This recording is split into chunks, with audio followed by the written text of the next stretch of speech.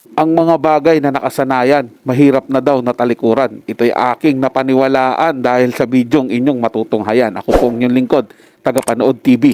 Welcome back po dito sa ating YouTube channel at Facebook page. Panibagong araw, panibagong reaction video po ulit tayo mga tagapanood. At ito po ay galing sa channel ni Balita Hub TV. Nasa description po yung link na kanyang channel. Bisitahin po at pakisuportahan na rin. Pero bago po tayo magpatuloy, nais ko lang po kayong pasalamatan sa inyong walang sawang suporta at pagtangkilik po dito sa ating channel. At kung kayo'y bago lang po na napadaan dito sa ating channel, huwag niyo po sanang kalimutan na mag-subscribe. Hit niyo na rin po notification bell para lagi po kayong updated sa mga bago pang video na ating ilalabas. Share, like, and comment din po kayo mga tagapanood. Atin yung babasahin at pupusuan. So simulan na po natin ang ating reaction video sa araw na to mga tagapanood. Let's do this! Alright, what's up sa inyo mga kababayan? So, eto pong pag-uusapan natin mga kababayan, yung pinag-uusapan patungkol po kay Paulo Contis ngayon. na kung saan mga kababayan masasabi natin na walang kadala-dala etong si Paulo Contis dahil po sa bagong target na naman ito na isang babae sa Itbulaga or sa Tape Bulagta. At dito mga kababayan masasabi natin na di umano nanganganib etong si Yen Santos na baka maiwan at mapalitan. Alam nyo ba kanina, habang nagbo-browser tayo, may dalawa tayong nakitang balita. At yung isang balita na nakita natin, mga kababayan, patungkol kay Paulo Contis. Na kung saan sabi po dito, kala ko nga mga kababayan kasi yung mga ganito kasing balita talaga minsan hindi mo paniniwalaan eh. Kasi normal na vlogger lang. Pero nasundan po yan ng isang article hanggang sa nasundan pa ng isang personal na balita. Ito yon. Mamaya natin pag-uusapan yan. Unahin muna natin etong galing sa vlogger sa Showbiz Broadcast. Sabi po dito, Paulo Contis at co-host niyang si Ara San Agustin. Sweet na sweet kahit wala na sa harap ng camera panoorin. Eto, mapapasabi kayo dito kung gaanong klaseng katirador etong si Paulo Contis. So eto, i-play po natin mga kababayan. Nag-aalala ngayon ang maraming nakapanood ng mga episodes ng Itbulaga nang mapansin ang makailang ulit na pakikipag-close ng host nitong si Paulo Contis sa female co-host niyang si Ara San Agustin.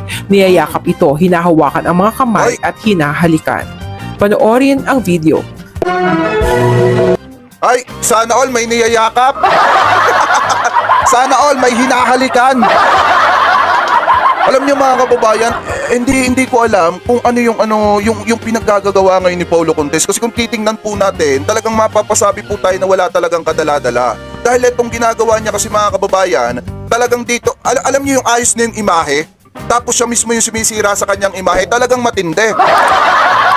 Kasi kung tutusin mga kababayan napakaayos na ng lagay nitong si Paulo Contis. Medyo humupa na yung pambabati ko sa kanya, lalo na yung patungkol sa mga responsibilidad niya na talagang masasabi natin na hindi niya nagagampanan. So ngayon, ang punto kasi dito mga kababayan, oo nagkamali na nga siya ng paulit-ulit. Tapos ngayon parang nangyayari, inuulit na naman.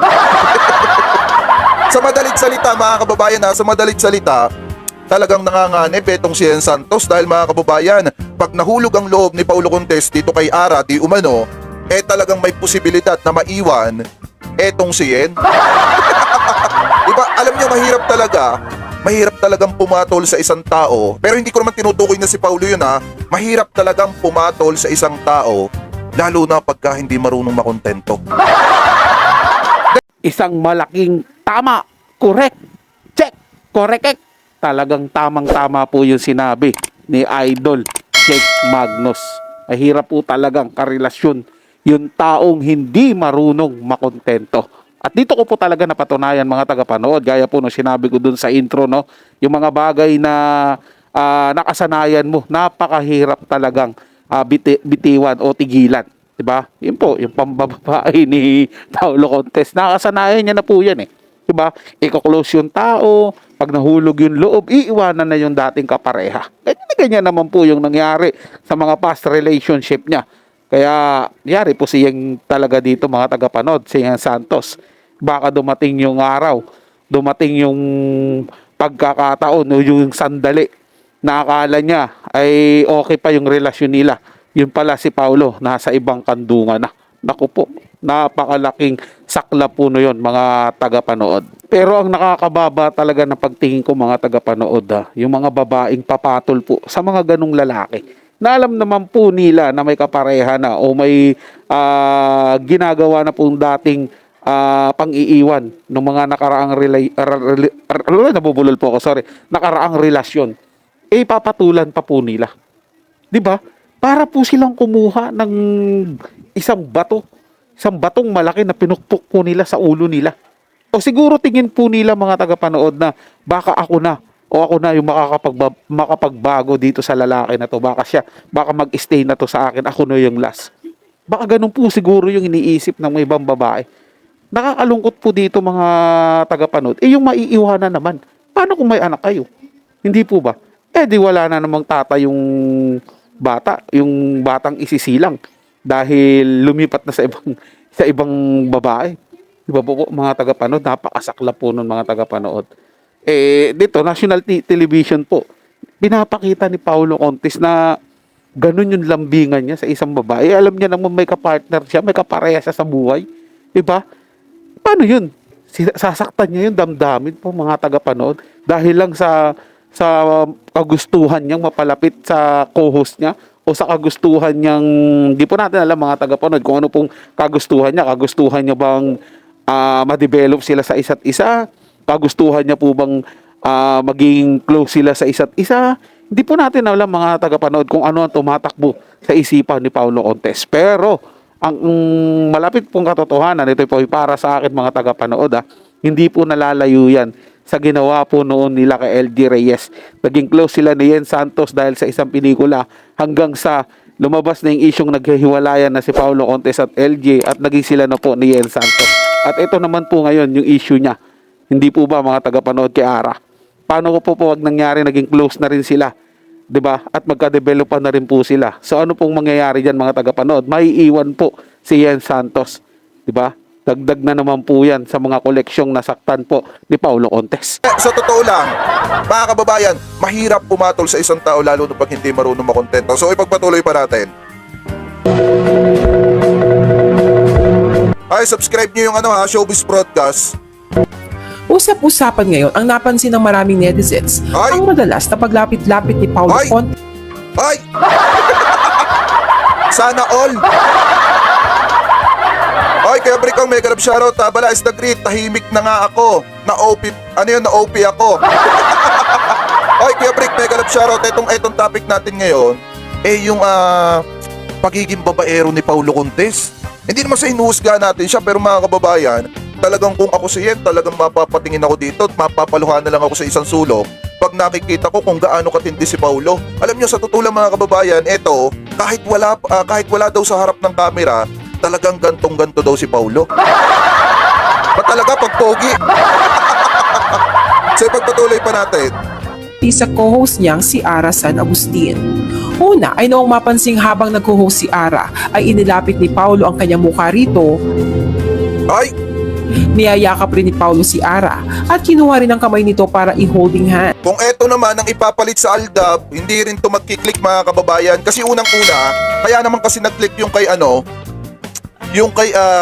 yung kay Ma'am Mendoza at saka yung kay Alden Richard. Wala po kasi silang mga issue that time, mga kababayan. At saka talagang bagay na bagay yung dalawa. Nung mga panahong yon, talagang pagtungtong ng tanghalin tapat, inaabangan talaga yan kahit sa mga mall ng mga supporter, lalo na ng mga legit Dabber Cats. Talagang hinihintuan sa mall yan, pinapanood pa po yan, mga kababayan. Etong dalawang ito kasi, etong si Paulo Contis, may bahid kasi to. So ngayon, mga kababayan, tingin ko hindi magiging magkiklik kung sakaling gayahin nila yung Aldab at sila yung pumalit sa Aldab. Napakalabo. Baka ang mabalitaan na lang natin sa isang araw, isa na rin ito sa naging babae ni Paulo. Or pag binalas-malas pa nga, mga kababayan, di umano, nabasa ko din naman to sa mga komento ng mga tao, baka isa din ito sa mga anak ni Paulo bago hindi sustentohan. Di umano ha. So ipagpatuloy pa natin. Napansin rin ng marami nang pumaraan umano si Paulo Ay! noong habang inaamoy ni Ara ang suot niyang polo ay pasimple naman itong humalik sa noo ng dalaga. Pansin na pansin ang madalas na pagpapasweet ni Paulo sa mga moments nila ni Ara sa telebisyon. Tanong ng marami, pakulo lang ba ito para makabuo ng love team at pag-usapan ang Itbulaga? O totoong unti-unti nang nagiging malapit sina Paulo at Ara sa isa't isa? Nako, Marami naman ang nagbabala kay Ara na mag-iingat sa tulad ni Paulo Contis na madaling nako, mag-ingat kayo sa bulugan. Mag-ingat ka. Nako, do sa mga artista, ng mga babae, mag-ingat kayo sa nagpapakalat ng lahi. Abay, dapat lang po mag-ingat. Hindi po mga tagapanood. Kasi kapag dumating yung time na naanakan lang yung mga babae na to, tapos bigla pong iiwanan. Sakla po yun mga tagapanood. Tapos hindi rin po susustentuhan. So, paano na lang po yan? Tataguyod po niya yan mag-isa, mga tagapanood, gaya po ng ginawa ni LJ Reyes. Kaya dapat pag-isipan po ni Ara yan, kung papatulan po niya si Paulo Contis, kawawa po siya dyan mga tagapanood. Pero tingin ko po, hindi niya naman po siguro gagawin yun kung talaga nag-iisip siya. At kung ginagawa man po nila yan para makabuo po sila ng love team, wag na lang po nilang ituloy. Dahil wala po silang chemistry. Hindi po nakakakilig yung ginagawa nila. Dito po sa amin may tawag po yan Kadiri Love Team. Kidding aside mga tagapanood, hindi po maganda kasi tingnan pagka patuloy pong gagawin nila Paulo Contis at Ara yan sa television. Kasi siyempre mapapanood din po ng mga anak niyan.